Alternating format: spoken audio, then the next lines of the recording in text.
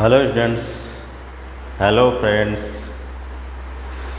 आज हम लोग किंगडम मोनेरा या जगत मोनेरा प्रारंभ करेंगे। जगत मोनेरा जगत मोनेरा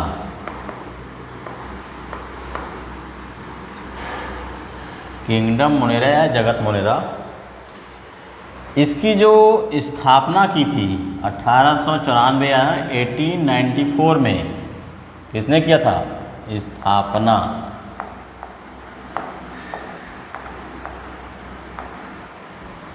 या उसके कस्टो प्रो फाउंडेशन या फाउंडेशन, वो किया था अर्नेस्ट हैकेल नामक वैज्ञानिक ने।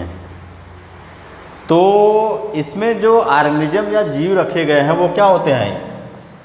यूनिसेलुलर या एक कोशिकीय, यूनिसेलुलर या एक कोशिकीय।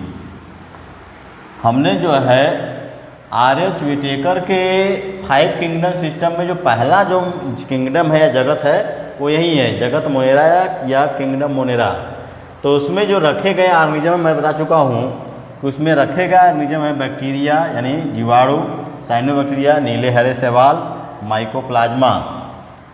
तो जीवाणु, साइनोबैक्टीरिया या इसी को कहते हैं नीले हरे शैवाल, नीले हरे शैवाल, और तीसरे होते हैं माइकोप्लाज्मा।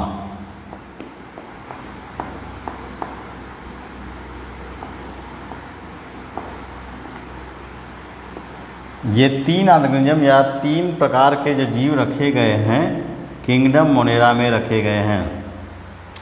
बैक्टीरिया या जीवाणु, साइनोबैक्टीरिया या नीले हरे शैवाल, माइकोप्लाज्मा, ये 3 रखे गए हैं।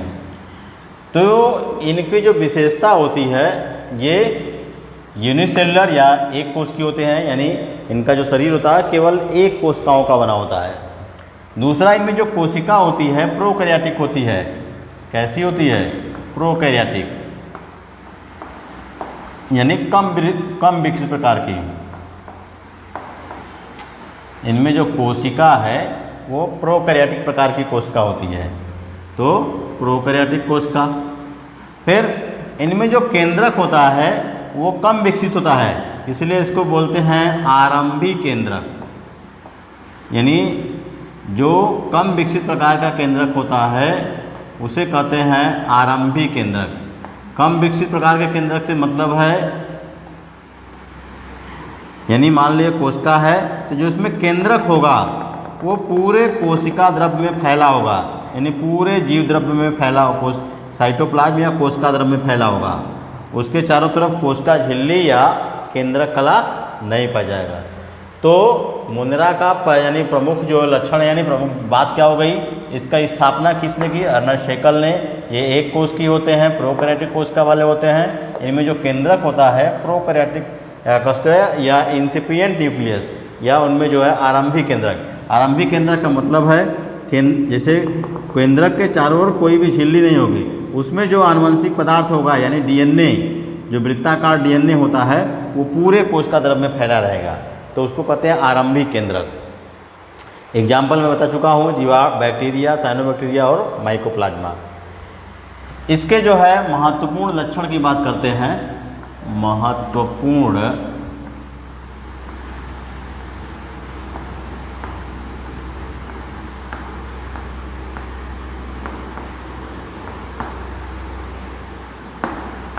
लक्षण की बात करते हैं तो ये क्या होते हैं? माइक्रोस्कोपिक यानी सूक्ष्मदर्शीय।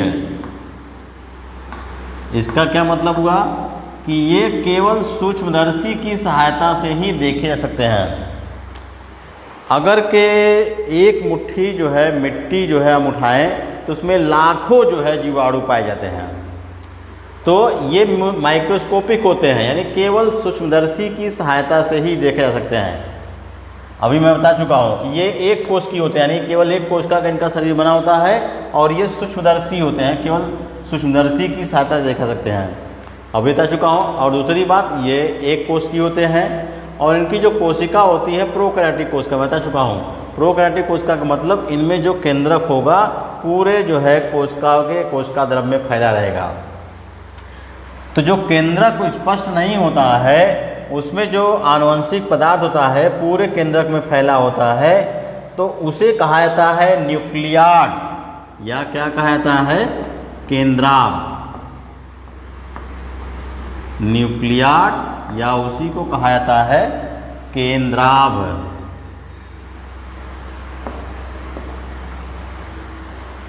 तो इनका जो केंद्रक होता है उसे कहते हैं न्यूक्लियाड या केंद्राभ। क्यों?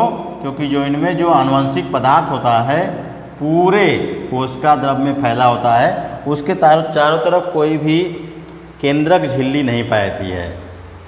और इसके साथ साथ इनमें no nucleus no histone protein, यानी जो केंद्रक होता है उसमें केंद्रिका, न्यूक्लियोलस में का हिंदी केंद्रिका, और हिस्टोन प्रोटीन, डीएनए के साथ जुड़ा हुआ एक प्रोटीन होता है उसे कहते हैं हिस्टोन प्रोटीन।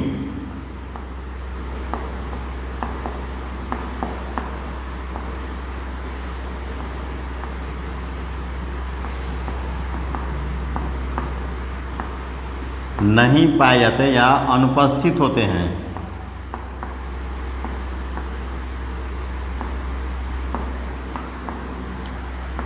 नहीं पाए जाते या अनुपस्थित होते हैं।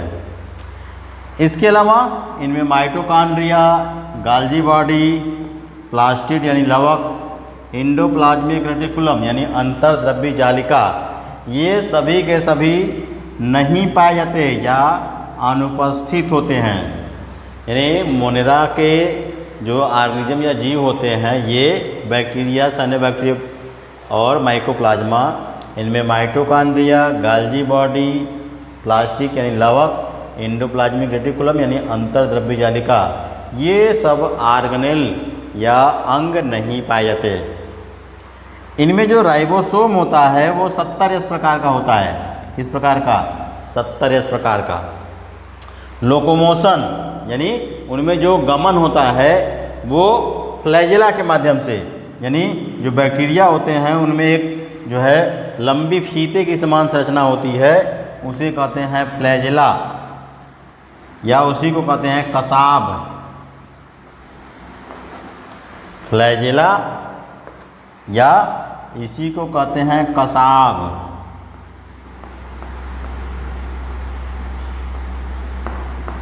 तो जो उनमें लोकोमोशन या प्रचलन जो होता है, गमन होता है, वो फ्लैजेला द्वारा होता है। रिप्रोडक्शन इनमें जो है मुख्यतः किसके द्वारा होता है? अलैंगिक जनन।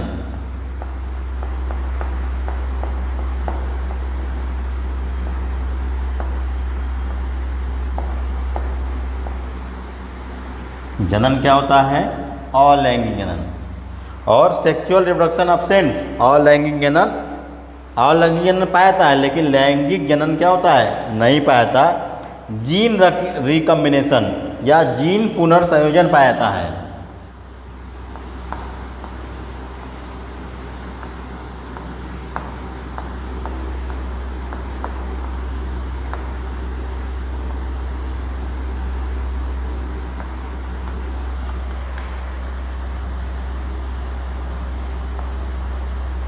जीन पुनर्संयोजन पाया जाता है। पुनर्संयोजन पाया जाता है यानी जीन रिकम्बिनेशन। आगे हम लोग जानेंगे क्या होता है। तो ये मुख्य लक्षण हो गए किसके? किंगडम मोनेरा के। और ये जो बैक्टीरिया होते हैं हर जगह उपस्थित होते हैं। हम लोगों के जो है मुख में, हाथ में, या इन्वायरमेंट में, मिट्टी में, या पानी में, हवा में, हर जगह उपस्थित होते हैं। अब जान लेते हैं वर्गीकरण। ये जो किंगडम मोनेरा है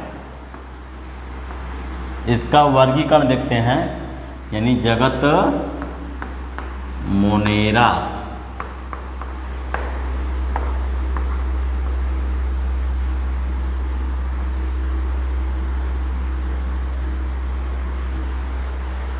जगत मोनोरा को दो डिवीज़न या प्रभाग में बांटा गया है। पहला डिवीज़न यानी डिवीज़न फर्स्ट और डिवीज़न सेकेंड। जो डिवीज़न सेकेंड है उसमें रखा गया है आर्की बैक्टीरिया या आद्य जीवाणु। दूसरा है यानी पहला है डिवीज़न, दूसरा वाला आर्की बैक्टीरिया और डिवीज़न फर्स्ट, इनको जो है 3 भागों में बांट दिया गया है। जीवाणु या ट्रोबैक्टीरिया यानी शत्रु प्रकार के जीवाणु, साइनोबैक्टीरिया या नीले हरे शैवाल और तीसरा माइकोप्लाज्मा। तो ये जो है किंगडम मोनेरा और उसका वर्गीकरण है।